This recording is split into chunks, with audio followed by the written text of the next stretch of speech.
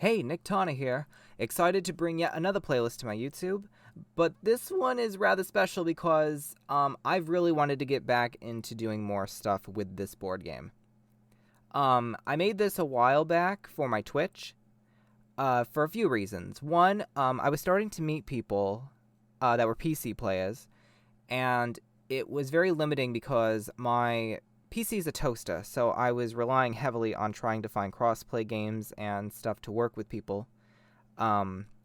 So with that, I thought, okay, I need to try and figure out how to get around these limitations. So what I did was I started brainstorming of what I could do and what I could do unique for my Twitch, and I thought, wait, I could show another side of myself, and that is my love for creating board games. So I challenged myself with that task, and I thought it'd be a great way to work with people that I could not otherwise work with, bring new players together, do collabs, show my support for other people by using my platform to plug them and hopefully have fun with the people, again, that I could not play with otherwise. So I made 8 Fates. So what we're going to do in this video, and mind you, this is subject to change because it is still in a very early state. I'm calling it version 1. I just wanted to go over the basics of the rules as they are now, but I'm not going to touch the or tamper with the rules or balances or anything just yet, because I want to make sure that I play this enough, play enough of the characters, see how everything works, and make sure that I'm not fixing things till they're broken. So without further ado, let us get to the basic rules.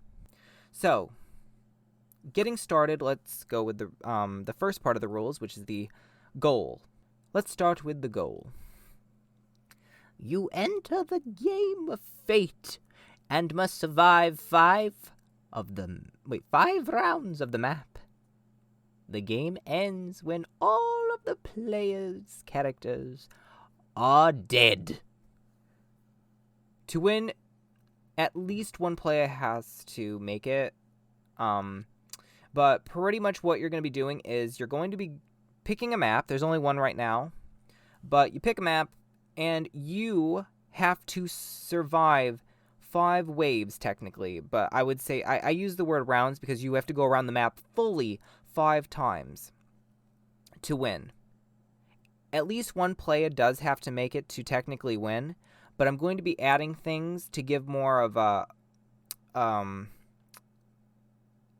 going to be adding things so there's more incentive to try and have a bigger goal at the end, like say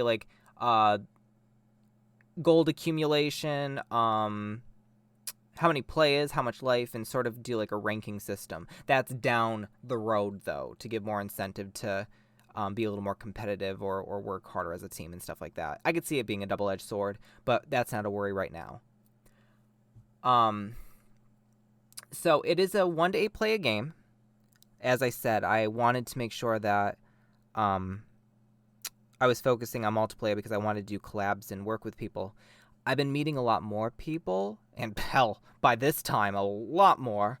The thing is that I didn't want to leave people out in case they saw it on stream and wanted to join. So I thought 8 was a pretty significant number. It was enough to manage, but it was pretty hefty of a player cap. So I wanted to, again, make sure that I was able to host a pretty significant stream with a bunch of people and show my support for them and have fun with them and see how we all work as a team. And yeah, I just thought it'd be fun to do it that way. But it's hard enough to get 2 or 3. So again, it was mainly a safe bet to just do that number. Plus 8 characters to choose from. So there were many reasons why I went with that big of a number. So the player has the choice of a character, and then everyone has to pick cards or however they want to go about it to see who goes first and, first to last. So you have 3 separate stats, I guess you could say, for the health, the resource, and the coins.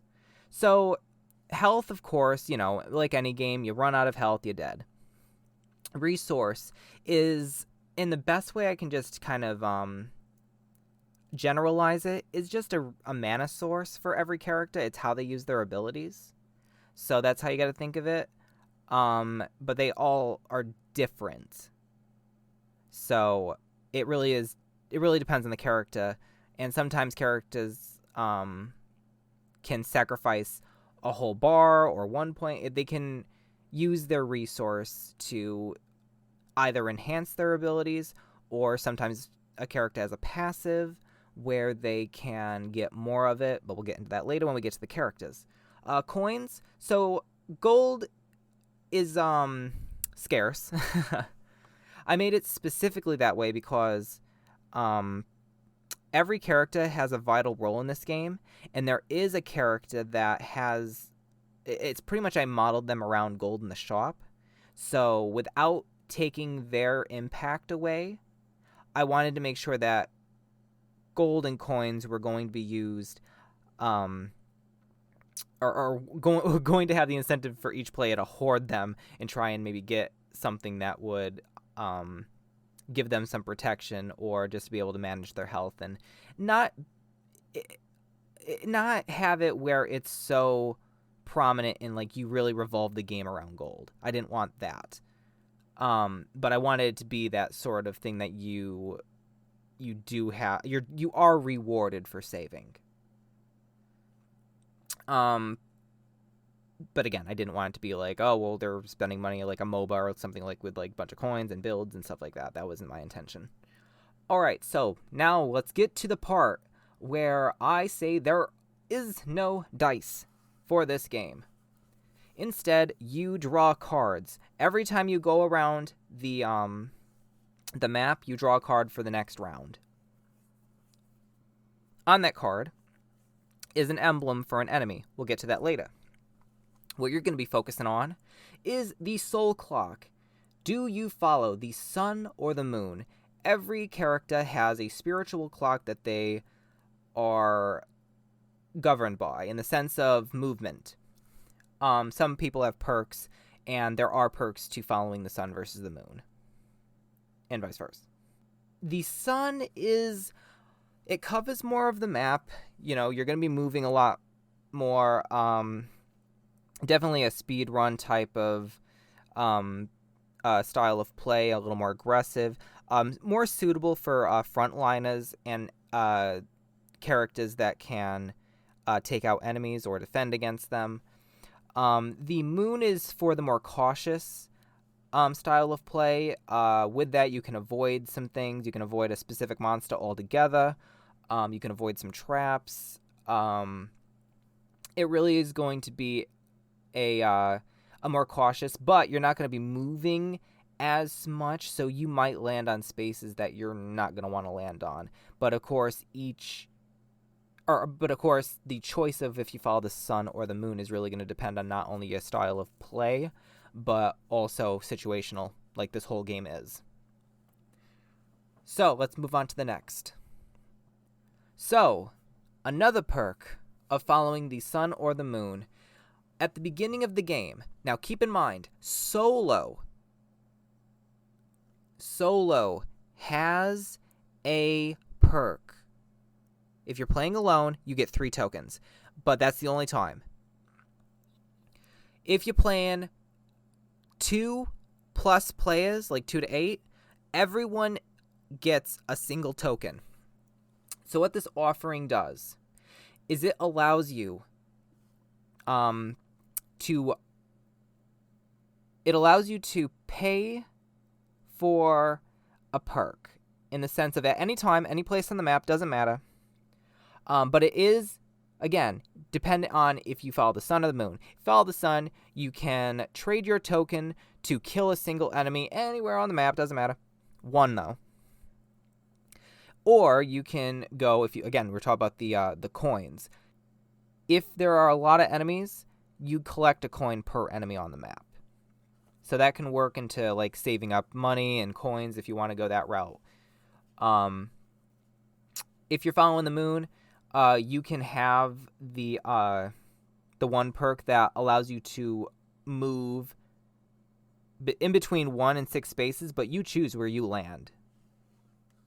Or you can have more of a sustain offer, and that heals you for 2 and gives you 1 resource. So that's a little more on the wellness check kind of side of the offerings. But yeah, you have to use the token before you do anything. But this does not count as an action. So you can use your offering, and then you can use your ability. And then you move. But keep in mind, and remember this, you have to use your abilities before your move, unless you are some characters that have it where it is a more of a passive. For example, Francis. That character is incentivized to run into enemies, and you can defeat enemies that way. Or Gloria, who can run into enemies and hold them in place, like with a block, to allow safe passage for the rest of the team. We'll get to that later with characters, but that's just an example. Remember, you can use offering, ability, then move. And then your turn ends. So, let us get to the next sheet, and that is the start and space and events. Moving on to the start and the end. So, you start at like inside of the safe zone. You start right in there. You place your character token or your avatar on that space. That's your starting point. You end the round when all players have returned to the safe zone. Keep in mind, when a player dies, their body is sent to the safe zone when they are out of play. Torn can resurrect dead players. But the thing that I need to mention is that when Torn resurrects a player, they are resurrected at the same location as Torn, at least in the first version. I will tweak that, but I want to make that clear. So let's get to the shop and the items. This is where a character named Ciravel shines. And that is because he has, or his resource is money tokens. I'm just going to put it that way. So these tokens can be used to buy rare items that are on the pricier side. They pretty much account as to the equivalent of 5 coins. So, for instance, you cannot carry these items, but the healing potion and the resource potion, those are an insta-buy.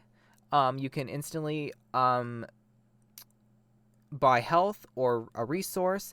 Keep in mind that you can, if you're in the shop, and how you shop, I would recommend, and how I will do this is, if you're in the shop, ask players individually, starting with the number of who moves first to last, and ask them if they want to buy anything.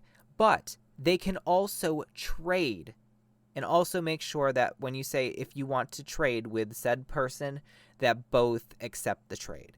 So you can trade items that are on the carrying part of it. So say the sword, the shield, and the key. So the sword, you can kill an enemy within 2 spaces, so it's a little more risky, but it is an option. The shield, that one, if you run into an enemy, you can use it to block an attack. The key, we will get to the map in a bit, but the key unlocks doors, so you can take a different route. Or I should say different path, I'm sorry. The event mirror. So, the event mirror changes if you land on event spaces. It starts blank, But the first one is the soul clock, and what that does is it whoever landed on the event square, it will change their soul clock from sun to moon or moon to sun. The upgraded traps. Now this is where following the sun can get you into shit. So if you are moving past the trap, you trip, you take damage, you lose your turn. But if you follow the moon, you don't worry. The enemy spawn. This is where it can get a little fucking dangerous. So, as I said, there is an emblem on the card.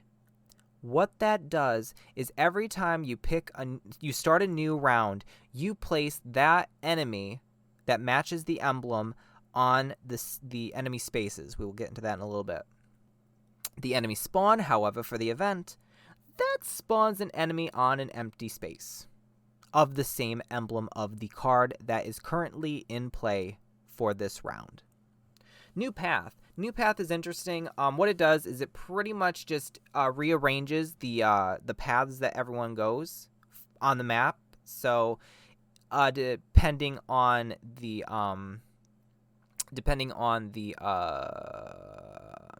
map, it will alter as well. So it's not like there's one set path. But it can switch from A to there. Every map has an A path and a B path for when they switch. So pretty much like you begin the game, you start on the A map or A version of the map, and then if it happens with the new path, then you flip it kind of like that to B, and then back to A, and then B again, and so on, and rinse and repeat. Let us start with what I was talking about earlier, and that is the spawning. So again, when you start a new round, what that does is you draw a card, and whatever is on the emblem, well, you'll see below, there are 3 types of enemies. So whatever matches the emblem, you spawn the enemy on a blank space. In the order of the blank spaces, like say an enemy is already on a space, you would go to the next one until they're all full. If they're all full, then you don't have to spawn anything. There can only be 4 enemies on a map that are spawnable. The enemy types are the Beast, the Fountain, and the Executioner. The Beast is pretty simple. It's just if you land a pass on it, it just does a flat 2 damage. But if this is the perk of the moon, you can sneak right past it if you follow the moon. But you still get hit if you land on it, even if you follow the moon. The Fountain. Fountain is going to be it's fun, but it's going to be your hazard zone kind of style of enemy. What it does is it infects the neighboring spaces with its toxin. If you pass through any of it, you take damage, but you also can take damage if you land on the fountain. So if, say, like you, for example, you step in the toxin and then you land on the fountain, you're taking 2 damage. So it's going to be something that's more of an annoyance. But it can also it can't be blocked. Keep that in mind. So if you're playing as Gloria, you cannot block it. If you have a shield, you cannot block it. The Executioner. Yeah.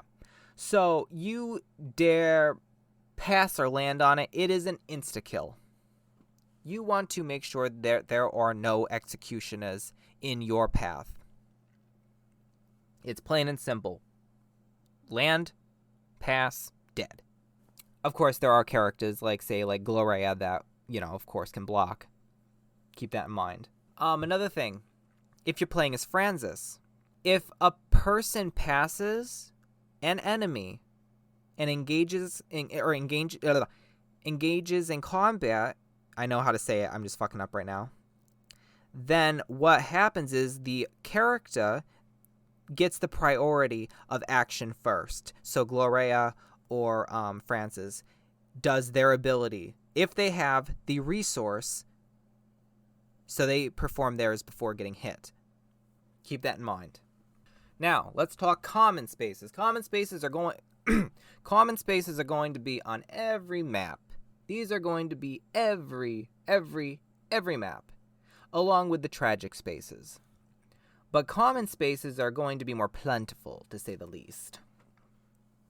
There can only be 4 danger squares, keep in mind. A blank danger square with no enemies on it. Now keep in mind, when enemy spawns, they spawn on the danger squares. But if there's no enemy on it, you still take damage. Event switch. Now the event switch is what toggles, or at least, yeah, toggles. I think that's the right word I'm using for it.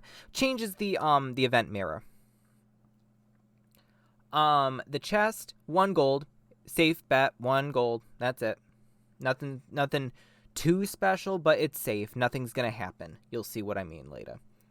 Resource squares, or spaces, of course, just give you 1 resource. Blank spaces, don't do shit. I may sound unenthused, but there are some cases where you hope to land on nothing. Or sometimes it's just better to land on nothing. So, the tragic spaces, these are going to be a pain. The gold chest sends you off into an event. The event is where I, the host, shuffle the prizes. We'll get to that page after this. Trap spaces, as I said, for the people that follow the sun, this is going to be a problem for you. Pretty much landing on this is going to activate the trap. You lose 1 health and your turn. When I mean that, you lose your next turn, I should say. Moon followers see the trap, avoid it. If they land on it, nothing happens to them. So it pretty much for the moon followers, it just counts as a blank space. The witch. Now, the witch is not your friend, not your foe. She's there to just have fun. What she does is she resets the event mirror to blank. So it's empty. Nothing's happened. She resets it. But you didn't ask for this, but she did some work. She feels you should pay her. So if you do not pay her 3 coins, she will spawn an executioner on an empty danger space. But of course, as I told you, there can only be 4 enemies. So if all enemies are on, or if all danger spaces are occupied with spawned enemies, you do not have to worry about it, but it's something you gotta watch out for. This is the prizes page. This is what's going to show what you can pick. There are 3 chances to get a mimic. This could potentially kill you. Keep that in mind. Can take 2. It hits you for 2 damage. It cannot be blocked, and you can't hit this enemy. 1 chance for a healer's potion, which gives you 2 health. Is an instant drink, so you get free 2 health. Or you can get what you're really wanting to come for, and that is that 5 gold.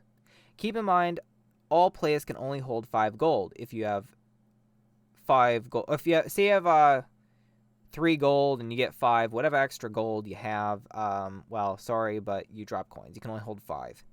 That's it. And you can't technically give coins to anybody.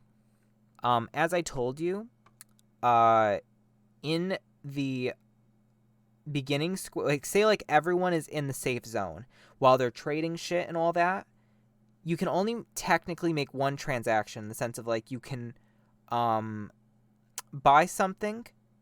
You can buy something for someone else. You want to buy someone a resource or something. So you could technically do it that way. You just can't physically give the gold to anyone outside of the safe zone. But you could theoretically make the choice of hey, I'm not going to buy anything, but I want to give this person this amount of gold so they can maybe do something with it. Or you could buy it for yourself, but maybe they have a little more than you and you want to just give them it to pretty much make up for what they don't have. So you can, when you're in the safe zone, you can use your safe zone action to shop or trade, buy something for someone, or give them something, gold included. But you cannot give them health, and you cannot give them resource. Be very clear of that. This is 8 Fates. This is the map. These are the characters.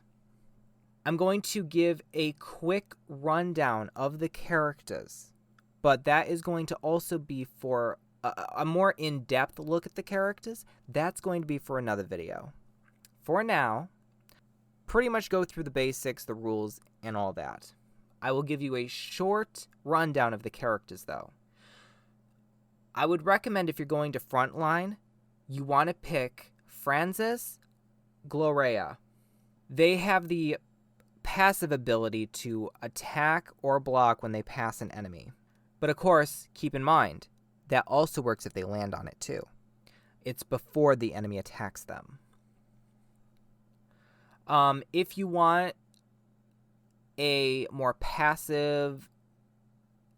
Okay, so out of the fighters, if you want a more passive one, Eliza is a good choice for probably like a secondary fighter, like say like after Francis, to sort of like pick off enemies that might be out of range, or you want to like preemptively take out, or put her at the last too. She works well being either the front or the very back.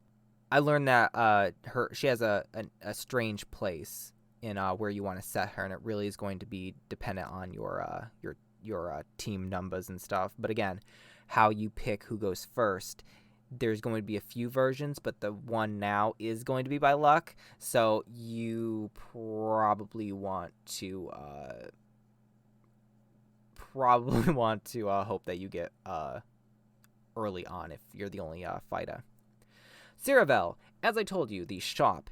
Ciravel can use 5 of his gold coins to create tokens. The tokens are his resource. He can only have 3, keep in mind, for the tokens.